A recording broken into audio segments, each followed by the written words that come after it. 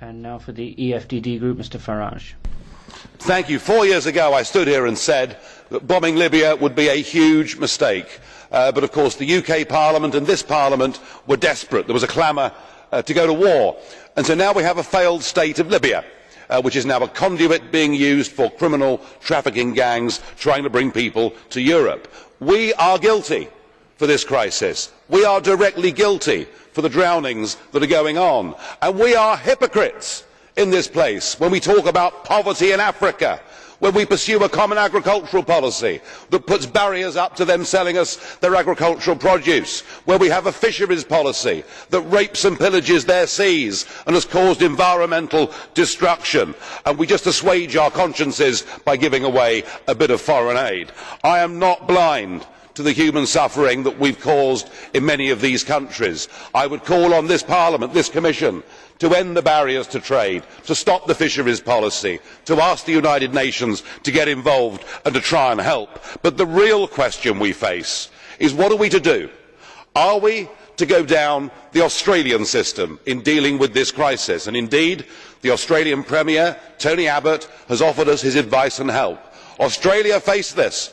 And Australia not only have stopped the boats from coming, they have stopped people from drowning. But no, we are not interested in what the Australians have done. We have decided that we can deal with this on our own. So we have decided that people can come and that people will not be sent back. Now I suspect that it is a shock, it will be a hell of a shock, to many European citizens, including the British, to understand that we have already agreed a common European asylum system. And what today is about, and today's resolution, is the direct implementation of it.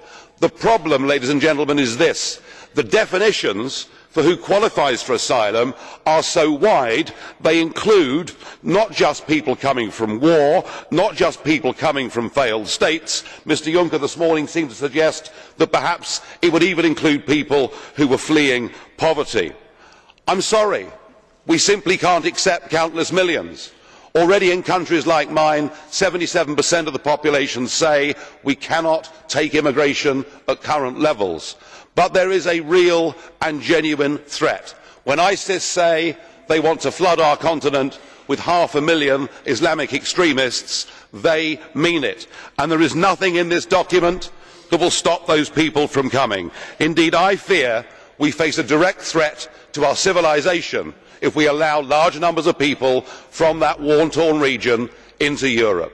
It is ironic that 9 days before a British general election, Mr Cameron and Mr Miliband are not engaged in this debate, and in fact the UK can do nothing. We are impotent. We have surrendered our ability to get involved. I promise my party will stand up to this impending disaster for all concerned.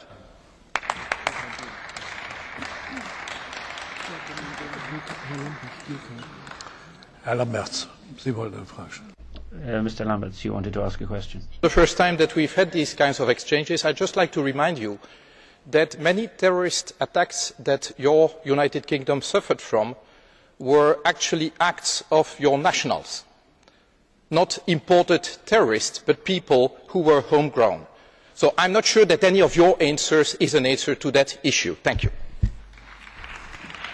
I do accept, Mr Lamberts, that our failed policy of state-sponsored multiculturalism has led to a fifth column inside many of our countries. However, the number of those is mercifully small compared to the number of Islamic extremists committing the most bestial acts on a daily basis right across that region.